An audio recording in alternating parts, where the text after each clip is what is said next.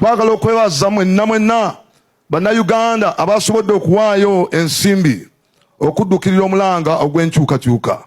Mwebale nnyo, mwebalire ddala.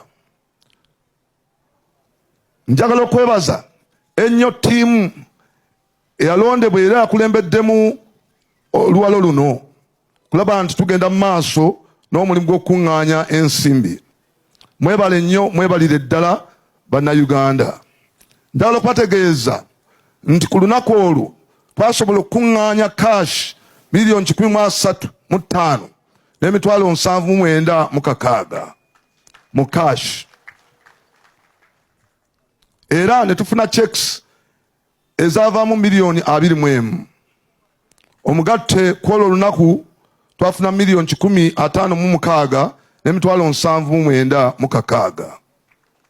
Naye twafuna abatusuubiza baali bangi nnyo, era ng'abo abatusuubiza sente zibalirwamu miliyoni 869 n'emitwalo 53.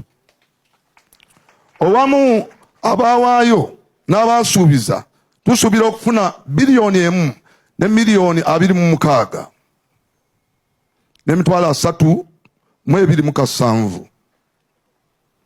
Ku lunaku olwokubiri twasobola okuŋŋaanya mu kashi miliyoni 21 n'emitwalo 19,600. Ezo zajja mu kashi, ate ne tufuna sente ku mobile money miliyoni 19 n'emitwalo 7 beddu. Owamu omugatte ku lunaku olwokubiri twafuna miliyoni 4 n'emitwalo 89,600. Mwebale nnyo, mwebalire ddala bannayuganda okuwaayo n'ekigendero eky'okukyusa obukulembeze.